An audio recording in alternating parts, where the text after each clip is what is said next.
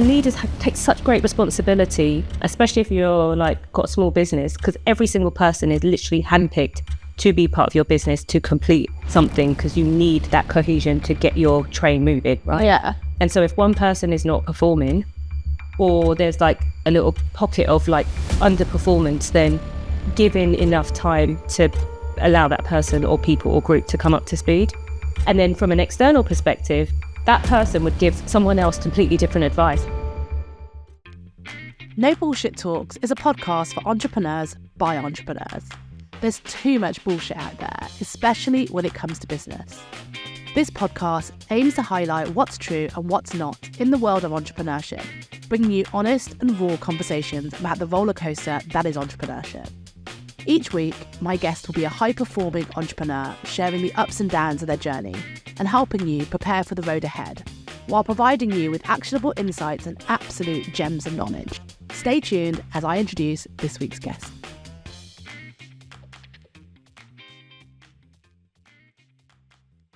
Patrice Gordon is one of the world's leading authorities on reverse mentoring, with her work being recognised internationally by huge names such as Richard Branson, Brené Brown and Adam Grant.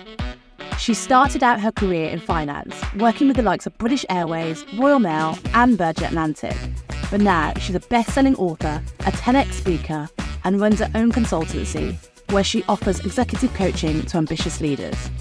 I present to you this week's guest, Patrice Gordon. Welcome, Patrice Gordon. Thank you very much. Thank you. I'm excited to be here. I'm excited for you to It's a beautiful location. Oh, you know, it's so stunning. I do love it here. Everyone loves it here. I think that's we were saying earlier about how things make you feel. I think it's so important to your vibe, your mood, how you get on with things or how you do things. And I just think it's a nice way to start the day. Beautiful way to start the day. I was very excited getting dressed this morning, coming in here. Yes, we're feeling all fancy. Yeah, feeling fancy today. My name is Patrice Gordon. I am an entrepreneur, an author, an executive coach, a women's development advocate, kind of poker player. That's how we met. But my background is in finance. I came up through chartered accountancy. I've worked in the airline industry. I'm a lover of people. I'm also a lover of structure. I stepped out like 18 months ago to do my own thing after my book, Reverse Mentoring, came out. And now I kind of go around the world helping leaders and organizations build more inclusive organizations through reverse mentoring, through emotional intelligence. My sweet spot is the fact that I've sat around this commercial leadership team table for like 10 years, but also I have this real drive to make sure the teams are high performance, but they're also inclusive as well. That is a hell of an intro. Yeah. You've got that down. Honestly, I was just sitting there listening and oh my God, you're so sick of that. So what do you do? What do I do? I don't even know where to start. Yeah, I mean, with you, Sabrina, I mean, seriously, Sabrina does this really well, I mean, like, yeah, I can understand. Yeah. It's the hardest question everyone ever And it probably changes every time I say it. Yeah, it's like, today I'm feeling like I'm an entrepreneur. Yeah. I just don't know what to say. And then there was like, I'm just listening, I'm like, that's so slick. And it's like people talk about elevator pictures. Yeah. I don't have one. And so network really vague. I don't have one. I'm surprised at that, Sabrina. I'm also just really vague. I'm just like, yeah, let's do stuff. Yeah, I mean, I find something new about you every week. So that's kind of intrigued. It's like, I said, people know me for like years, and then they're like, I didn't know that about you. And I'm like, yeah, I like that. Okay, yeah. I'm a bit interested. But it's fun. Yeah. But I thought, what was I supposed to say if a random at a networking event goes, so what do you do? And I'm like, yeah, I just do a whole load of things. I'm an influencer. That's what you should say. You should just say I'm an influencer. No, that's what we're No, actually, I remember when I first looked at your bio when we were going on our trip for poker, and it was like, Sabrina is like an influencer. It's the same. Who said that? It was on your bio. You wrote it on your bio. I did not want that. You did. I'm gonna go back and find it, but you definitely was. I was like, oh, she's an influencer. No, I am gonna look that up. That's not me. That's not me. You saying that was Poker Stars? Yeah. I get that down. Whoever's on the I was like, oh my gosh, she's got like 27,000 followers on LinkedIn. She's really an influencer on LinkedIn as well, not on Instagram, like on LinkedIn. Yeah, no, and that's influence. No, LinkedIn is influence. No, I'm not so sure. I can have words with the kiosque. Poker Stars. I do not like that one.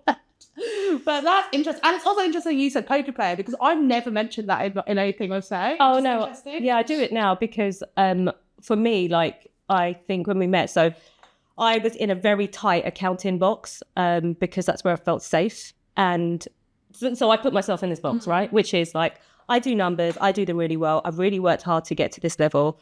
I'm now a finance director. Like, I know my stuff inside out. This is my expertise. I have my receipts. This is where I feel comfortable.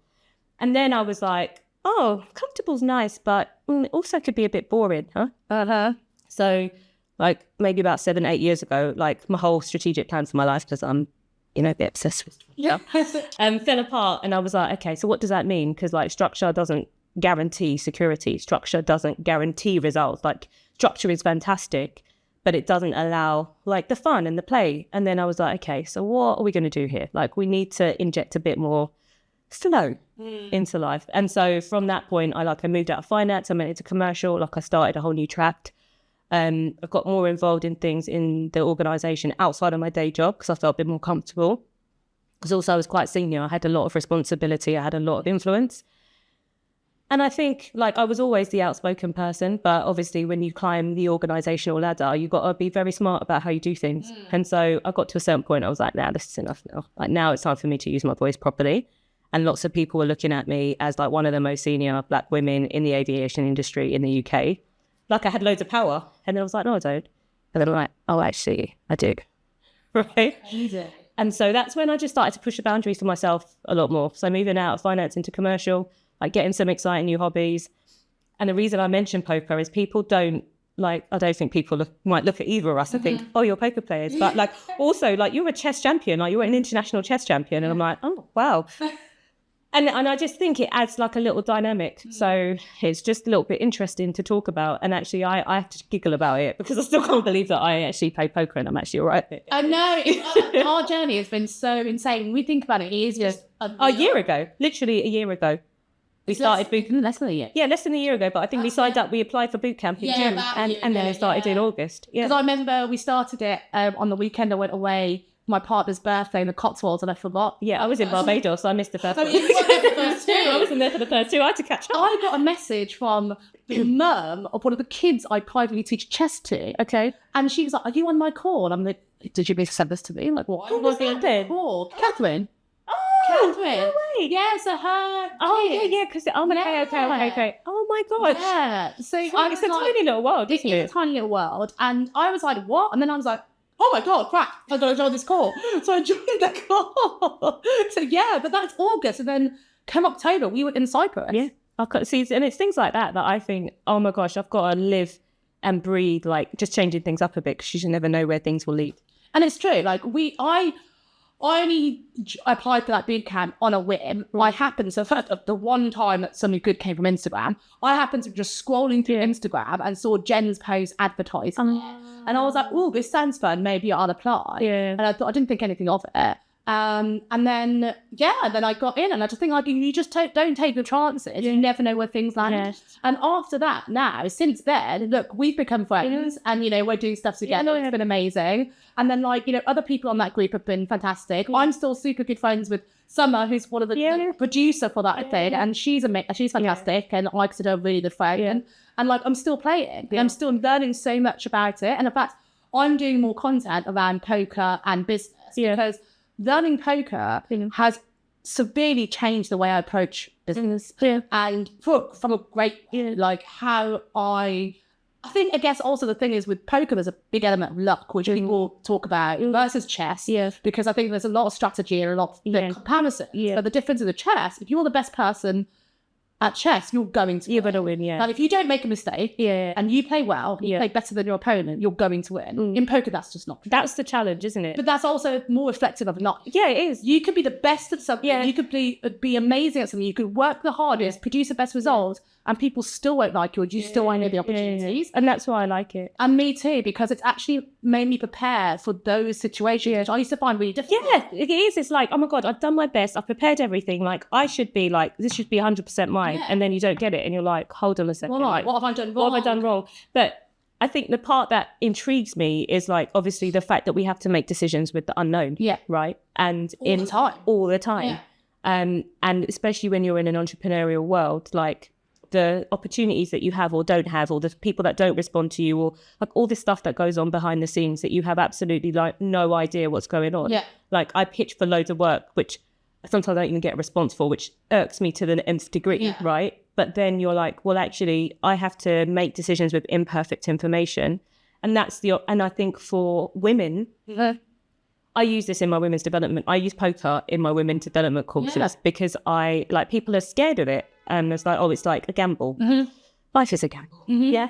And how do we play when we don't know necessarily all of the rules or what other hands that other people are playing? But how do you build that resilience to kind of say, okay, fine, that was like a really bad hand. How do we do it again? Like, how do we bounce into it? How do we learn, take the lessons and move on? So I love it. It's really changed my viewpoint on life. Yeah, and I think there's so many analogies of poker that we see in day to day about like, playing the hand that you've dealt with or whatever, like, all that sort of stuff. But like, I think that for me, it's like, I will have my cards and I'll play accordingly, but there are so many factors that could affect that. Yeah. Obviously, how other people play their cards, what cards come out. So that's like the market. Yeah. That's like competitors in the market, like their decisions and their actions could change your strategy and affect the way you do things. Yeah. And they're competitors. Yeah. So competitors could also be bluffing in the market. Yeah. And that's what happens in PR or marketing. Yeah. How many times do we go on social media and compare ourselves and think that we're not doing this? Like, what's going on? Like, I thought I'm doing everything that I'm meant to be doing. I'm ticking all the boxes. Like, I'm turning up, I'm showing up and being excellent. Like, what's going on?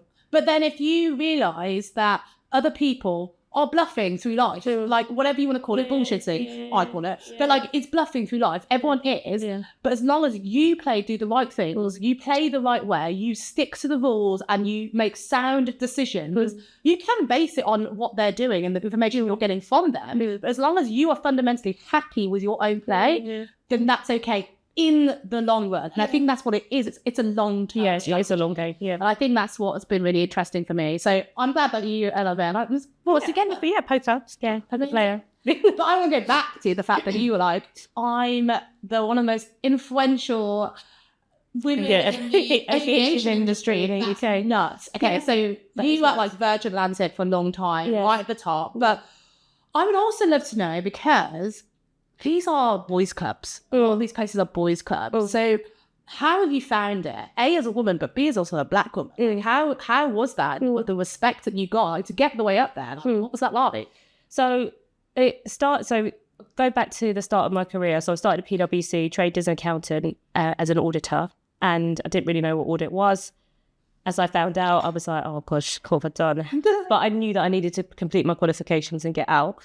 And for me, it was actually passed all my exams first time, but it's like, okay, if I want to do numbers, where do I want to do numbers? I want to do it somewhere where like it inspires me. And so that's why I joined BA, because I love to travel, as you know. And I was so fortuitous there to have the best manager. Her name was Rebecca Napier, who's now CFO for Britvic. Like, she was incredible. She came from KPMG, so she had that like practice background. And so she really helped me to navigate the organization. Literally within a month, she put me on a fast track like management program, like called the E10. So like the most like top 10 influential, or would I say like top 10 talent to be developed within the organization. And I was on that, like I joined in September, I was on that by November. And so she saw like the potential that I had. And that was so important to me, because when you're in practice, like you can just be like in a hamster wheel and no one really takes notice of you unless you know how to navigate the field. And I'd say that was probably the biggest club that I was in, because I didn't know what the rules were. Like, first job out of uni, no idea what like the big four unwritten rules were, right? And I just was really confused, because I was like, I'm working really hard, I'm passing all my exams, like you're giving me good feedback, but like the promotions or the additional opportunities aren't coming up. And I say that I didn't know what those rules were, but then when I went into an environment where I turned up, I was excellent, and you had a great manager and a mentor, like the doors just opened straight away. And so I must say at BA, I didn't find it was a boys' club. Actually, most of my managers were women at BA. And it was only as I got more senior that they became, like there was less diversity in terms of race as I got more senior.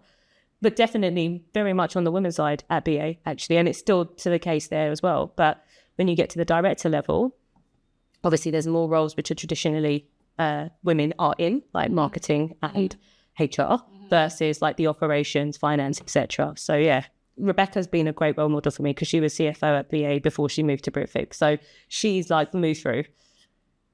Royal Mail, on the other hand, was a bit different.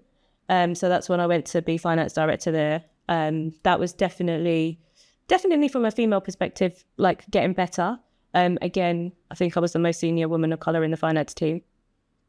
And I think culturally it was a challenge for me, just because I'd come from like this really fast-paced airline industry and intentionally moved somewhere different, because I did 5 roles in 6 years at BA and moved up really quickly. So I was a manager by the time I was 25 and then a finance director by the time I was 30. So yeah. So I was like, I move fast. Like I do things really well. I get my head down. Like I perform to a high standard and then I move on. Like I don't like to languish in spaces. Yeah. But yeah, Royal Mail I found challenging from a cultural perspective, just because things didn't move very quickly. And cultural change takes so much time. So I don't think that was the right environment for me. And then they decided to close my department down, which was like data and growth, which was like the sexy part of the business. And they were going to move me to letters. And I was like, I don't think so. I say my tagline is like first class flights to first class stamps and back again, because I was like, I love that. That's great. Use that more. First class flights to first class stamps. And then I went back. And then I was like, okay, Virgin is a sexy brand. At that point, when I got to finance director level, it's the same things. Like you're doing restructures, you're like cutting costs, like you're saving money. Like I'm really good at that. I'm like personable. I can walk through like these. I can influence in terms of like, this is what the outcome's going to be if we do X, Y, and Z. But it just lacks something. And that's when I retrained as an exec coach. Interesting. And then when I joined Virgin, I took a step back. I was basically doing what I did at BA, because I wanted the headspace to focus on growing this business. And I would say that Virgin was ahead in terms of like Royal Mail, and they were very open to like solutions. So I was like, oh, we haven't got a graduate finance program. What should we do about that? And they were like, oh, we thought about it. What do you think we need to do? And I'm like, I think we need to do this. Because I used to assist with it at BA and at Royal Mail. And they were like, okay, tell us what you need. Let's go with it. I love that shit. This is it. And it's just like, okay, BA was like 40,000 people. Royal Mail was 100,000. Virgin was only 10. So its brand is much bigger than its actual. Wow. Yeah, so you I would think, had no idea. You would have thought that Virgin was like on par with BA, right? It's a zillion different sub-brands and everything. Yeah, exactly. Virgin Atlantic is incredibly small but has a big like bark, right? And so the gravitational pull that you get for people in that organisation is definitely of the same ilk. So like that innovative like drive and want to drive change. And so I would say I was more certain of myself there than in any organisation. So I feel like I was privileged in that fact, because I think when you're relying on an organisation or a workplace to define to define who you are and your limits, it can be very disheartening and it can be very challenging. So like if you know what you're really good at, but you're not being recognised for it internally, it really dims your confidence. And I've seen that in so many people. But when you go into an organisation and you know, like, actually, no, I'm really good at my job. And regardless of whether you're recognising me for it or not, I know what my worth is, because I kind of had stepped back. So I was like, I could do this like really easily. So it gave me the confidence to then step out and do all this other stuff in the organisation. And that's when I started to like get recognition and win awards for the stuff that I've done. Because it was like, I'm doing my job really well. No one can really say, although they did maybe tried. Like, why is Patrice spending so much time on like this other stuff? Why don't she spend more time saving us millions? But I was doing my job really well. That's it, right?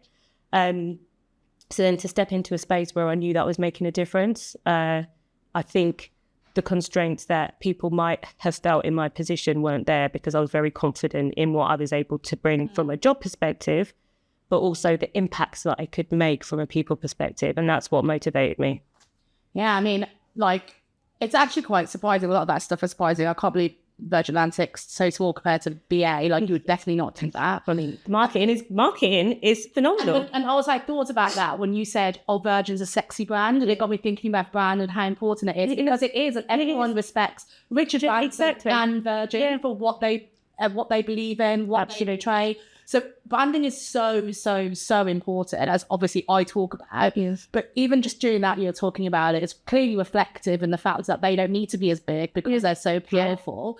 And I think like what really highlighted for me during that was the importance of female support. Like you've mentioned, you know, the people who have mentored you and the fact that you've got lots of women who are quite high. But that must be because other women are supporting other women. I think that without those women in the workplace, other women would suffer. And I've noticed that a lot of the women who have done well, it's thanks to other females supporting them along the way. I don't know if you found that. I think it's twofold. I think one, it's seeing that women can be in those positions. So providing a great role model, not necessarily every woman who's in a senior position has role modeling behavior. Yeah. However, like to see someone in that position and think, oh, actually it's possible. But I would say like male allyship has been particularly important for me. And I think that when you're confident in terms of, don't say it's about getting into trouble.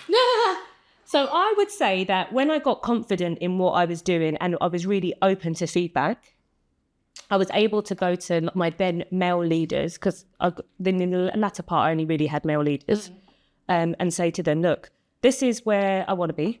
This is like I'm really open to feedback. And this is my killer statement. I was like, my job is to make you look good.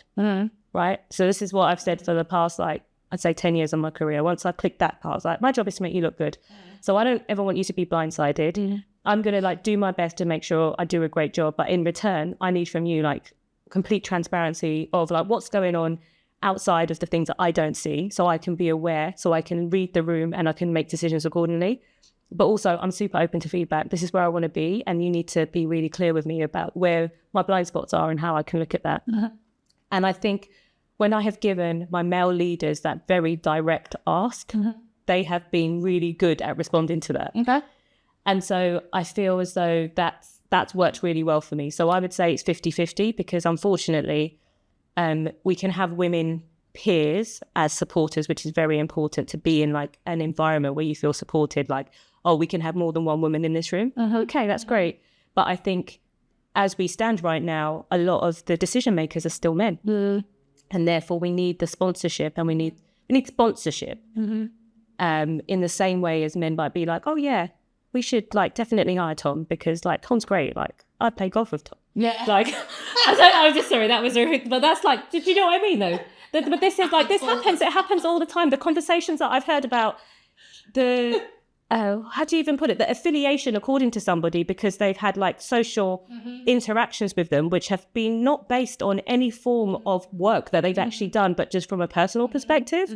Like, come on, that is bullshit. You said that people find it more difficult to talk about race than gender. Yeah. I agree with you. But I just find it so bizarre. Like, whenever I bring something up, people deny racism even exists, or they get really funny about it, and then I know it's not what I mean, or they accuse me of having a chip on my shoulder, or accuse me of making everything about race. And then there are some people who do make everything about race, and it's like, it's not racist, but they've decided it's racist. And then because they decide it's racist, it makes other people pissed off that people are always talking about race, but it's not. And it's just a whole silly thing. Like, what do you think is the reason why people are so funny about it? This is a whole series. I know. So I think first and foremost, with gender, it's really easy to see, right? So we can like count the numbers. The thing with gender, which I find hilarious, is like we have reports that come out every year, twice a year, 3 times a year, Lean In, McKinsey, like FTSE, Women at Work, everything. We have all of this information which talks about the disparity in terms of opportunity and in terms of salary. And everybody's really clear of what the gap is and what needs to be done to fix that gap. And they're not denying that a gap exists. Companies have the money to be able to fix that gap. They introduce like schemes to be able to rebalance that. And that's okay. But they still haven't done it, right? Because we get the same reports every single year. So I go to all of these like reports and I'm like, okay, yeah, we've moved like 2%. This is great. But when we talk about organizations, like I think there's a difference between knowing and not knowing. So there's some things that we don't know. So if we can say like 10 years ago, we can say maybe racism didn't exist. Like I'm just saying, right? Because everything was still very, in the UK, still very subtle. Like, you know, obviously there's Windrush, but when we're talking about the US versus the UK, because I do a lot of work between the two of them, plausible deniability might have been possible in the UK. Just saying. Like, I don't believe that, but let's just say. And I just feel as though with the gender piece, we've got all this information, we've got all this evidence, because everyone's like, we should do a report. Okay, let's do another report. What is the report going to show? And what are you going to do? Like a coaching question, like, so what, now what? So you know this information. Now what are you going to do with it? Like, people have money in their pockets to fix it and they don't. They have the ability to change laws and they don't do it. And a lot of the lawmakers do not they're not equally gendered, right? So to change a power structure, that would mean less people would have diminishing power. It's a threat, right? And people like to hold on to their power. So that's the way that I see it. And when we look at it from a ethnicity perspective or any other, like outside of gender, any of those protected characteristics, they become much more difficult to prove. Like discrimination, lack of opportunity, like it becomes much more difficult to prove. We've not had any more studies globally than we have on gender. And yet still the gender gap exists and it persists, right? So for me, it's like, okay, I'm going to turn up, but I'm a female and I'm black. And I am Jamaican, but came to UK. So there's a whole, like, you know, we've all got isms or things, right? And so I think for me, it's around trying to dispel some of the myths or trying to dispel, like, just showing up and being myself and giving the opportunity to other people from all different walks of life to be able to present themselves with a level of competence. And I say excellence, but I also feel like there's a burden of like black excellence, for example, that everyone who's black has to be excellent in order to be in a room. When quite frankly, people who are mediocre from different backgrounds are allowed to be in the room. So why when it comes to being black, you have to be absolutely excellent to be able to be in the room? I, as a personally, I practice excellence. Like personally, we were talking about this when we came in, like our bootstrapping and our standard is high, but that's because that's just who I am. That's just because that's who you are. But I think we need to almost step away from the fact that just because if you're black, you have to be like to be in that room. I think though it's really hard because if you've obviously you know, growing up, you're taught and you're instilled that, because if you grow up in a country where you are a minority, unfortunately you have to be better than everyone by a long way to even get a look in.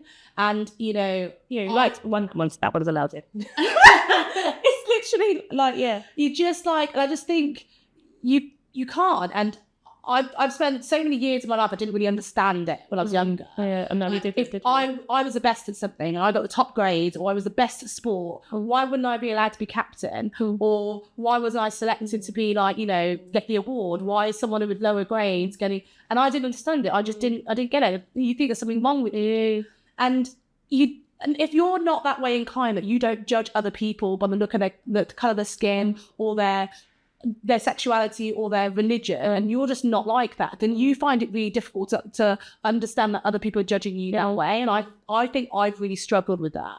So I get that, you know, for a lot of people who have ambitious parents, like I hear this a lot from like Nigerian parents too, because they come to the UK and they are fighting against the stereotypes, and you know, they're very ambitious and they want their kids to do well. And you know, we're very from Jamaican descent, and it's like, we have already had stereotypes about, like, they were like, my dad's probably just smoking weed and like, you know, or like he beats you up or whatever. And like, I've heard all that stuff. I had people say all this stuff about my dad, and he's like the most upstanding man in the world. He's never touched weed in his life. He's not very good Jamaican, to be honest, but like, you know, he's, you know, it's the stereotypes, isn't it? It is. And you know, but he's always had to be so much better than other people. And he's told me that so many people go, oh, you're pretty intelligent for a black guy. You're so articulate. And that's surprising. Which is why this is why I reel off the things that I do, right? Because people immediately judge you. So I'm like, okay, let me give you my receipts before you judge me. Let me just tell you who you're in the room with, because then you can actually it's really awful. And that I just it is really exhausting. It's exhausting because you have to consistently prove yourself before you've even opened your mouth, and it's because you're already on a lower playing field than everyone else. Like, other people walk into the room and they're at this level, and people think they're this level. You're down here, and you have to realise all those things. And you're probably not here when you should be. You're probably still just here.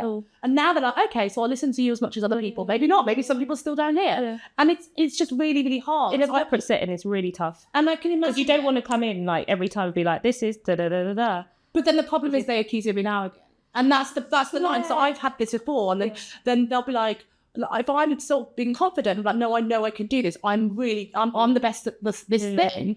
Then they'll be like, you're very arrogant, aren't you? Oh, I never got the arrogant thing. Did you know? No. No, I think because also I was finance, right? So you've got to remember in finance, You've got numbers. you've got numbers to prove things, but also I think I learned, I guess I learned how to navigate the space in terms of, I think I got to where I got to because I was really good at, I'd say the tango, the corporate tango, which is really around like giving the people what they need and then backing that up with like my work tells a story. And then as I got more senior, I realized, the work does tell a story, but then I need to tell my story and I need to own that. And I think that was like the latter part of the 5 years when I was at Virgin. In that same vein, I could be doing a kick-ass job, but if my personal branding, Patrice, was not saying what, and talking about the work, and maybe people around me weren't talking about the work as well, then you get other people to talk about the work as opposed to yourself. Yeah. And I think that's, when I've observed it and human behavior, it's around actually getting other people to talk about you, other people to vouch for you. So you don't have to always be the person that has to say, these are my receipts. Yeah. And that's the part where I definitely see building a community and having other people be your voice. So it doesn't always like sit on your shoulders. That's been like game changing for me corporately and also in the space that I'm working in now. Yeah, I mean it's hard, and I don't think it's going to get much easier, and I know that there's a lot of other people out there feeling the same thing, regardless of what gender, race, or sexuality bias that you've got against you or whatever. So yeah, but I think like striving for excellence is always a good thing, no matter what. Yeah. But we haven't even spoken about judging reverse. Okay, so reverse mentoring. And I feel like we need to now like dive into that because I'm just sitting there listening, going, okay, but how does it tie together? Tie into reverse mentoring. Yeah. So tell us. Okay, so I'll tell you the reverse mentoring story. Yeah. So I mentioned before the finance graduate program that I helped set up. Then I was like, why are only HR people leaders for this women's development program, which is called Springboard? And they were like, well, because it's like HR's role. I was like, well, it's not really HR's role because like we should have facilitators from all across the business. And they were like, do you want to be a facilitator? I was like, yeah, I do.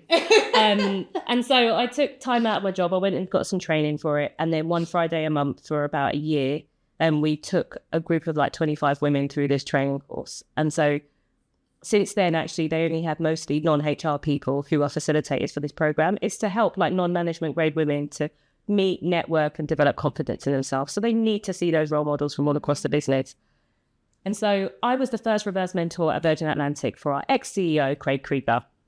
And everyone always says, like, Patrice, was that not like tokenism? Like, why did he ask you? Okay. He didn't have any black women in his work circle, his inner circle.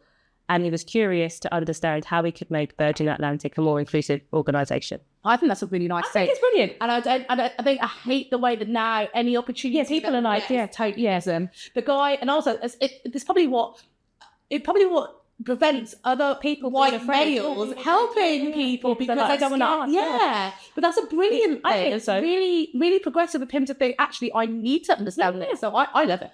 And so our HR lady, Estelle, she contacted, she was like, she's thinking about doing this thing. Like Craig has said, like, how do you feel about it? I was like, oh yes. Like, and it's not as though it was the first thing that I've done. So my propensity to show up and be vulnerable and get involved in solutions that wasn't the first time. So we had a great relationship over the course of a few months. Really groundbreaking thing was around curiosity. And it was about the fact that those golfing conversations, not that he played golf, but it was really around the fact that senior leaders are not curious about people who are different to them. So you naturally gravitate towards people who are similar to you. That's our human nature. But for him, it was just him taking the time to understand someone of difference. He was like, this is something that's really important. That then rolled into a pilot program for the organisation, and I was the lead mentor led by HR. And I led a group of mentors as they had been partnered up with members of the leadership team from all different protected characteristics. So really a whole range to help the leadership team understand some of the challenges that people of difference were facing. Mm-hmm. So it was a really beautiful pilot scheme. And then I was like, oh, this is really interesting. And I was at peak. So I did my degree in accounting and psychology. I picked accounting because of structure. And psychology has always been in the back of my mind. And the best part of my job was building high-performing teams. Like, I love building high-performing teams. And then I was like, well, actually, this is interesting. Like, I've sat in this leadership space for a while. I've done my exec coaching now. I've been pulled to like understand this a little bit more. Like, why are more organisations not implementing reverse mentoring programs? And then I went down a real rabbit hole.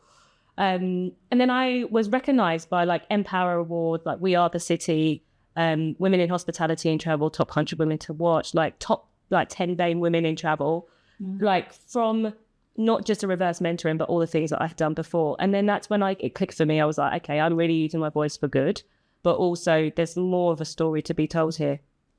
And so in January 2020, Richard Branson picked up the story and was like, oh, this one woman's intention of building a more inclusive environment across Virgin Atlantic. And I was like, oh my God, Richard Branson recognized me. Literally. I mean, that is a picture. My best, like my most amazing career. And I didn't know it was coming out. Like it literally posted it on LinkedIn and tagged me. And I was like, yeah, you die looking at that. Literally. Wait. I was like, it's my face on his page. I'd be like, wait, is this actually you, Richard Branson? Was that fake profile? Like, what's happening? Literally, I cried. I cried because I felt as though, like, I talk about like money flippantly, but I saved business lots of money, which is why I was really good at my job throughout, right? I saved and drove value. And I think in any due respect, any good finance person can do that, right?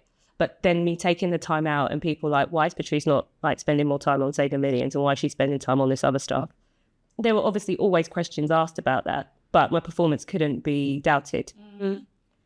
And so to be recognised externally by the awards, but most importantly by Richard for the work that I had done, like I was like, my job is done here.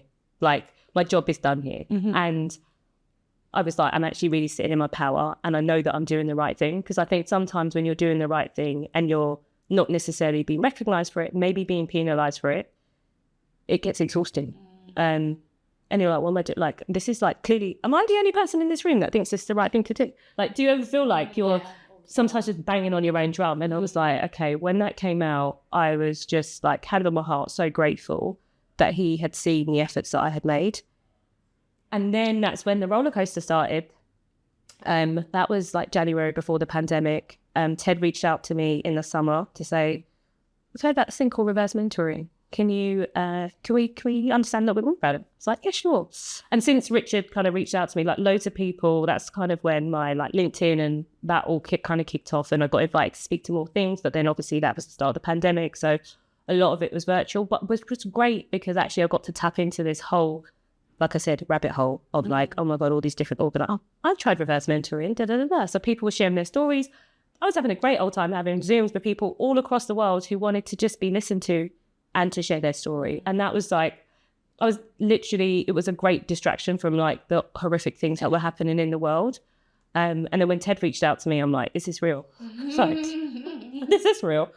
So we crafted a story for the way we work. And then we actually had the film guy. That was okay. We had the guy come and film in my house. I was in the countryside at the time.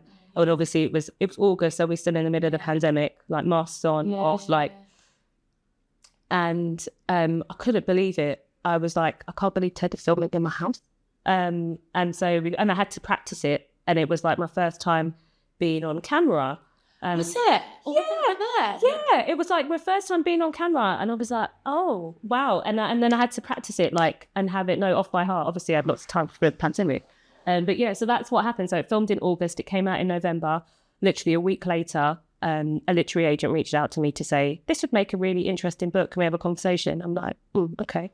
So we had a conversation. He was like, yeah, you just need to like have a look at the contract, sign it. And then you need to do a book proposal with one chapter. And then I will be your agent to share it with publishers. And so it took me some time to come around to that. But in the meantime, I was still collecting stories. And then it was like April, Brené Brown reached out to me to say, Brené Brown's team, she didn't actually reach out to me himself. Let me correct that. Still. Actually correct. And they were like, Brené would love to talk to you. I was like, oh, about what? And I'm like, I'm sure. About what? I'm like, I'm sure it's reverse mentoring. What do you talk to me about? And she was like, just put her people and my people. Yeah. And they were like, okay, sure, reverse mentoring. And I was like, okay. And I was like, agent, is that book deal still on the table? And he's like, yeah, just get on with it. And I was like, okay.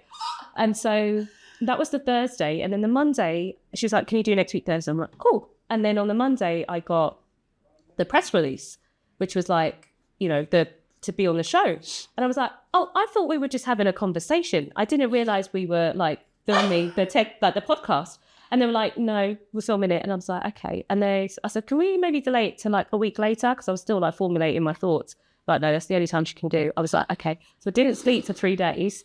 And I pulled together, I've been collecting the stories, right? But in my mind, I hadn't formed the story. And I was like, okay, so we have 2 options. We can say no and then not know when it's going to come up. No. You can't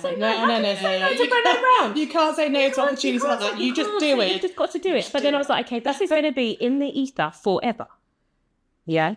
So therefore, like, you've got to turn up for yourself, girl. You've got to get ready. You've got to get ready. So literally, I don't know what those films are, like where people are like just scratching their heads and like brainstorming with like stuff on the wall. Yeah, literally. That's what I was like. And then I was like, okay, I've got like, this is my opportunity and I cannot waste it. And this is literally this has all been orchestrated. I've not pushed for any of this, despite all the other things in my life that I tried to push for. Mm-hmm. I just felt like all these doors divinely opened for me. And that was really when it started. Literally did the Brené Brown. That is unbelievable, honestly. Like, that's like a lifetime of incredible opportunities all rolled in like 1 week. Literally, I was saying like that year, the pandemic, and then up until that point, I was a bit lost personally and professionally. So professionally, I was like, I've done this for a while. What does that next step look like? I obviously knew I was being called to do something else because it wasn't all about the numbers or like commercial strategy director, which is the role that I was in. But I had the capacity to do more, and my mental, like my brain is a bit like we can do a lot of things really well. And I've become much more comfortable which is why like that elevator pitch is so strong, because I'm like, I used to shy away from that. I used to be like, I'm a finance director. And that's how I define myself. That's like, so when I think about that, I think that a lot of people probably just sitting here thinking, oh, so she was an overnight success, right? And that's what they'll think, because I like, 1 minute you're just Patrice Gordon, who's an employee. Next minute you're a worldwide sensation, author on Brené Brown podcast, TED Talks, like all in this very, very, very short time. Your followers, people who know you, probably like, what just happened? Where is she? But what they don't see is the fact that, like you said, your history, you were doing these programs back in Royal Mail, back in the air, you were creating those programs already. And it was only thanks to someone who recognised the importance of those programs and you brought that. And you've been doing it for years and years and years. It's just who I am. It's part of my DNA. Exactly. All those things built up over time. And then it does take always an element of luck, but it's the hard work that pays off. You've done all that work. And it is quite lucky that Richard recognised you, because he might not have done. You're one of 10,000 employees. Exactly. And just at Atlantic. Yeah, exactly. Let alone his whole entire organisation. So like, you're one of so many people, but he recognised you, and that kick-started your career. So I do think that, like, when people hear about overnight success, it's got to be a combination of you've got years of hard work to prove it's not just, oh, one day I'm a reverse mentor and export. No, I've been doing this the right way, the wrong way, the ups and downs for years and years and years. And it's only because someone has finally seen this and seen the proof in my organisation, and it just so happens to be one of the world's most influential people. But like, that's it. And I think that now it's all kicked off for you, which is so incredible. I'm so excited about this journey. I know. It's hard, but I love it. I think that's it. I think that's, if you don't love it, then it just becomes hard and stressful, but you've got so much passion for it. So I would just love to understand, I guess, because some people just still don't quite understand reverse mentoring. They don't. So many people don't. It's so funny. I'm like, reverse mentoring, and they're like, okay. And then they're like, what is that? So, but I want to know more for the dummies guide to reverse mentoring. I guess for the average person out there, I get that you've been in huge organisations where this is absolutely essential and it's obviously been transformative. But what about for smaller businesses? And what about for the average person out there? How important is reverse mentoring? What can they do to take advantage of it? So I would say my definition of reverse mentoring is where we get someone who is senior to be mentored by someone who is underrepresented. And that is across all protected characteristics. So whether it's gender, sexuality, ethnicity, religion, whatever. And the primary reason in organisations is because those people who are underrepresented are unlikely to have an equal seat around the leadership team table. And if they don't have that, the decisions that you're making may not be the best decisions because you haven't got diversity of thinking, but most importantly, of like opportunities that you might be missing out on. But the whole concept of reverse mentoring is about listening with empathy and understanding that you don't know everything and that you can learn from anybody. So you can learn from anyone in the world, but particularly of people of difference, where you might not be exposed to them on a day-to-day basis. Like oftentimes, like I live in my reverse mentoring echo chamber, right? Because everyone who knows me knows what reverse mentoring is. So I assume everybody knows what it is. So for your small businesses or like average Joe, the principles to take are being curious about people who are different to you. And when you are curious to people who are different to you, you're opening you're having to think harder. Yeah. But you're also opening your mind up to thinking, actually, the truth that I believe and I was brought up in could be challenged and could be wrong. Exactly. Because I think that, reverse mentoring is an incredible thing, but not everyone understands it. So what can the average person? So I think it's about being curious about someone who is different, and then not only taking that conversation, and thinking, oh, that's great, I've got a friend now who is X, Y, and Z. Yeah. It's about actually, how am I going to use that to change the way that I think? So as humans, like we think fast and we think slow, right? Our default is thinking fast. Like what decisions we are like decision fatigue, right? How many decisions do you have to make every day? Like literally, it's not a 15-minute that I go past that I don't have to make a decision, especially as an entrepreneur. And so we have to save our energy to make those quick decisions where we can make those quick decisions. But we need to slow down. When it comes to inclusion is a really intentional act. Thinking about people and being citizens of humanity is really intentional. And I think that in order for you to expand your mindset and think differently and think, actually, I know I've got some bias. We all have biases, right? I know I've got some biases. Maybe this person or this group of people don't sit well with me. What is it about them that doesn't sit well with me? And actually, is there anyone in my vicinity that I can be more friendly to? Yeah. And so it's not about like, I've got no bad people in my circle. I'm going to find someone. Will you be my reverse mentor? Please don't do that. No. Any person of different, don't just accost them, because that can be very accosting. Like it can be like, especially if you're someone who's senior, don't go and ask someone who's more junior to you to like be your reverse mentor, because it can be really difficult for them to say no. Yeah. But really taking on kind of the principles of, I know I have some gaps, and actually, how do I just have a conversation with someone? Like people like the programs because it's like structured, like it's funny. Organizations now become our educational ground. So if you think about our parents and how long ago they were in school or at university, for example, and where they spend the majority of their life and time, it's at work. So we know that the rules of engagement, or what is politically correct, changes very frequently. And it's never more pronounced now than in the workplace, because that's the one place, virtual or in person, that you have to be and show up to. Yeah. Right?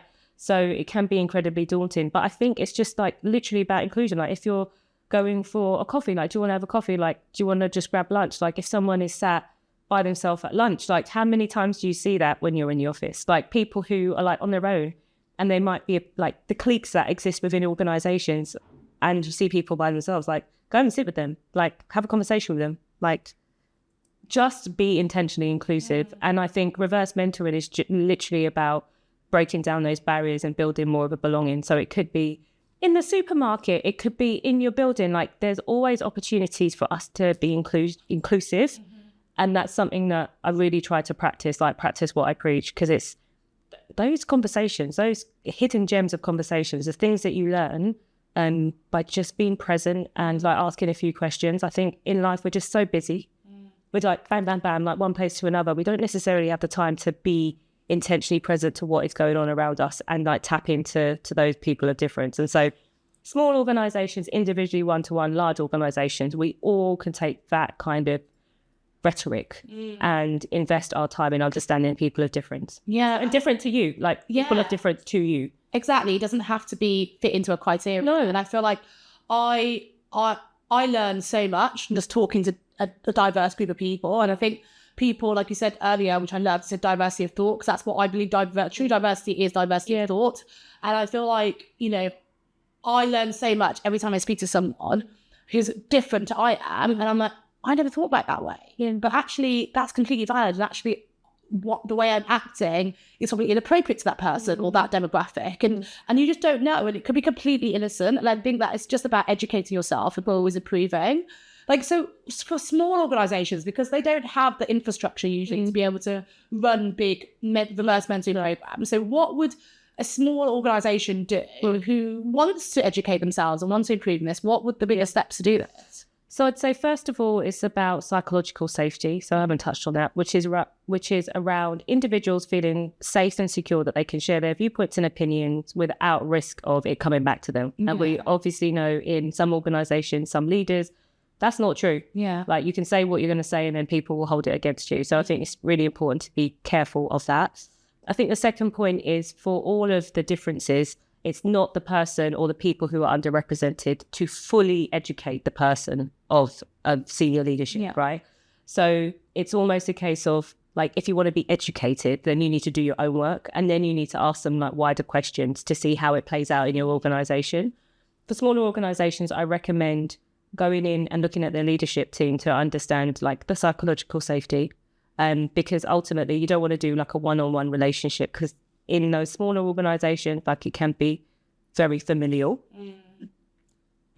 which is difficult to speak truth to power sometimes, right? Especially if the founders or the organisation leads are very strong, because it's like their babies. Yeah. So I think it's really around, like, I would say, like, mentoring circles, or just a culture where you're a listening culture. So reverse mentoring is taking the listening and saying how we're going to apply that listening and what we've learned to making better, different decisions. Yeah. So the business, but also to make the organisation more inclusive.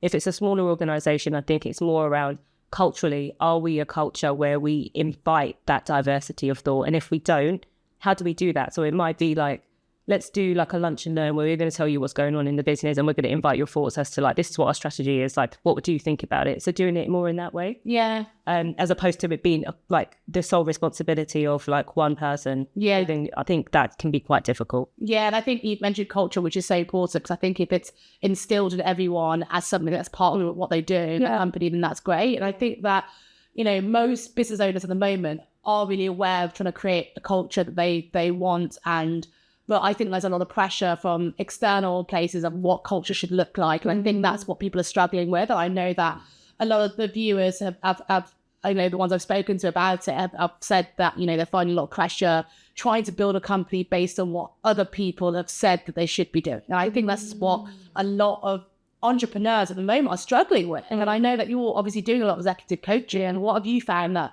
people are struggling with? Do you see this as well? Yeah. And what? I think it is, like you said, like, there's lots of things out there to say, like, your culture should be this or should be that. It should be belonging, it should be familial, it shouldn't be familial, like lots of things. But I think culture eats strategy for breakfast, right? As we say this. So it's about what is your like organizational mission and what is going to allow you to achieve that? What culture is going to allow you to achieve that mission in a sustainable way? So when we look at our mission for our business and what we want to achieve, we need to also think like, is that flexible enough? Is that agile enough? Because if it's not, then in 5 years' time, that business won't exist. Yeah. So we just have to be really intentional about what that's going to look like. And therefore, for the organization that you want to build, what culture do you need? And so with that psychological safety, I use Timothy Clark's model. And the fourth stage is challenger safety, which is like an environment where you can challenge, and challenge leads to innovation, but you can do that really safely within the organization. So whatever you're doing, the culture should be that you can challenge, but you challenge respectfully. You challenge knowing that I always say, like, I'd rather you throw bricks inside the house than outside the house. I want to know what's happening internally. I want to know what you think and feel. I'd rather that than a competitor come and tell me. I'd rather that than you feel comfortable enough to challenge and you leave and go to a competitor and then you say, no, this is what was wrong. Right. So I think that leaders are, very much need to focus on like the here and now, but also what actions do you need? And culture takes time to shift. So what is it that's so much personal responsibility? Culture starts from the leaders. So what is it that you need to change, adapt, look in the mirror to address and assess in terms of where you are? So I think that's really important. Yeah, I mean, it's so hard. And I think like, I'm just listening to it now thinking, like as a business owner, there's so much to think about, especially when you have a team. It's one thing being a solopreneur, but then it's when you have a team, you have all these other responsibilities, and it's really hard to just, and I think people are trying to keep everyone happy. You can't always keep everyone happy, and everyone's got different requirements. And when you try to cater for one, and it's just tough. I think it's got much tougher. And I've been on this other side, like I had the whole responsibility. You have the whole responsibility. So it's not like this is us. Like we have this responsibility to build the team and the culture that we want. But I think on paper, it's much more simple than it is in real life. Right? Yeah, definitely.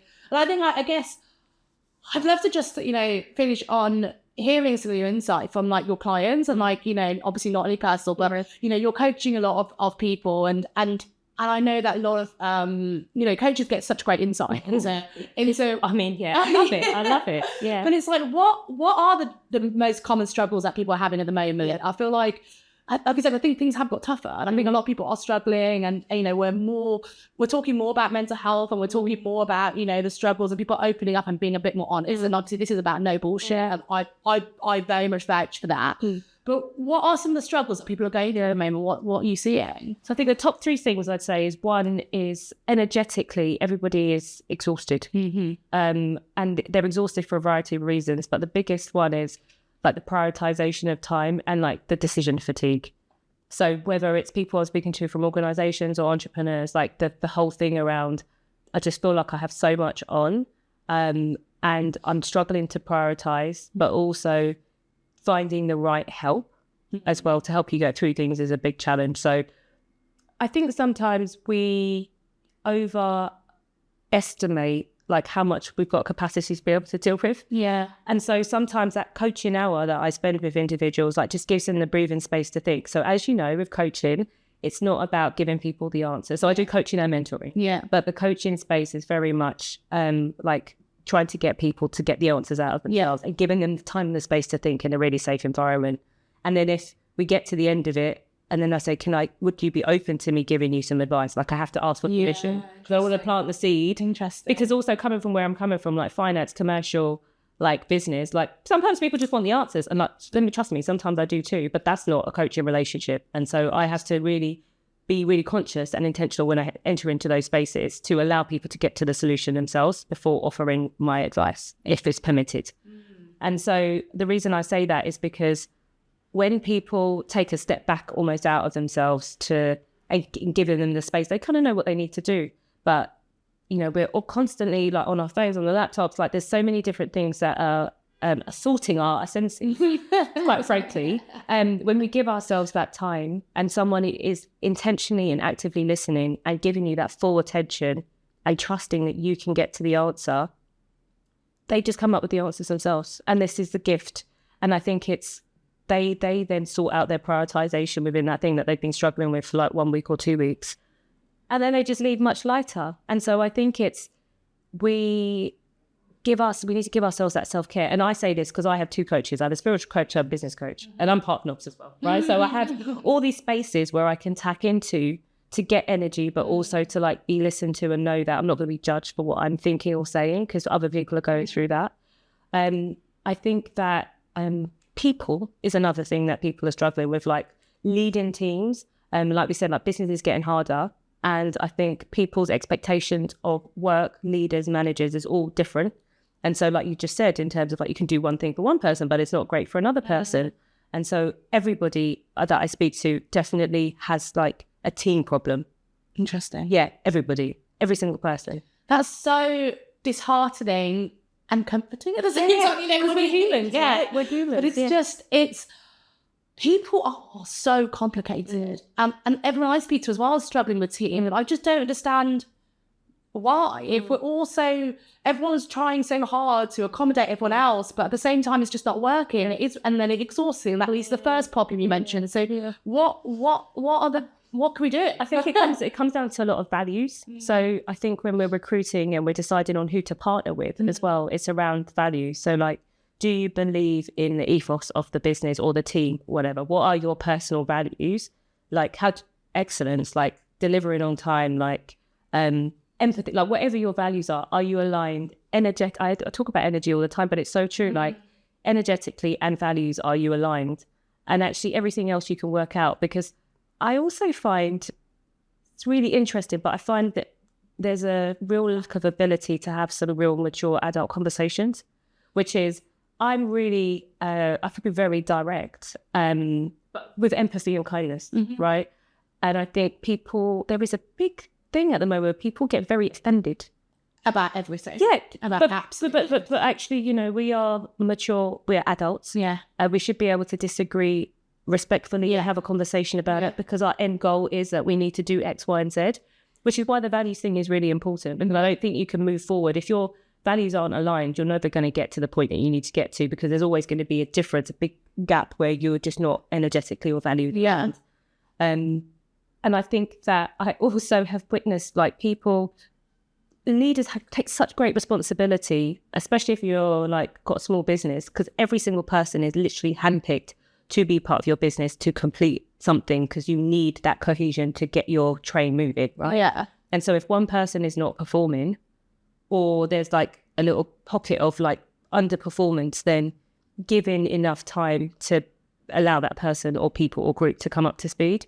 And then from an external perspective, that person would give someone else completely different advice. And this is what I spend a lot of time like, okay, if this was me, like what advice would you be giving me? Like, what if this was your best friend? If this was your sister, what advice would you give them about managing said team member? And it would be very different. And I think where I have done that in my life before and hung on to and given, I think there's a balance, right, between giving people the right level of support that they need to be able to perform effectively. But then I think it's a level of maturity. And that's when the real leadership comes in to say, actually, this is just not the right fit. And even though it's going to be much more difficult because I'm going to have to find someone else who wants to do it myself, etc., then actually that's like one of the key things that I've learned. And we're still having, and it's like the energy that takes to deal with people who are not energetically aligned. That's the tough one. Yeah, it is. And I think you mentioned energy a lot, like you said, but I think it is really, really important. And so many people I've had on this podcast have mentioned energy. I do think it is something like, that's one of the biggest comments I've been having the most recently, is that they love my energy. And I love your energy too. Really nice. Yeah. It's a really nice thing to say. Like, I don't love what you do. Love how you look. I love your energy. Yeah. That's like deep. Yeah, and I actually love it. Every time someone said that to me, I've loved that. Yeah. And I'm not a woo person or anything like that. I'm not. You will be by the end of this. And I was like, I'm not that spiritual, but I do believe in good people. I believe in vibes and believe in the law of attraction and all that sort of stuff. I do believe in that. But I do believe in energy. And I think that when you give off a certain energy, you attract that energy back, which this is the law of attraction. Yeah. But it's like, I do, and so when someone says to me, I love your energy, I really like that actually, because it's a real compliment. It's so internal. Yeah. It's not that they admire my achievements or the amount of money I have, like I said, the looks or whatever, something superficial. Yeah. They admire my internal, like, soul, my being. And I think that's really deep. Like you said, I think, and I've had, that's probably the most common comment I've had over the last few months or whatever. And I love it. So I'm tapping into that. And I guess it's giving me the confidence to just be me. And because I'm like, well, if people are seeing me and you know, I've been to pitches recently for partnerships for really high brands and for knobs, right? I'm trying to build this really elite thing, which is only quality brands. I'm going up to people who are really intimidating and really scary.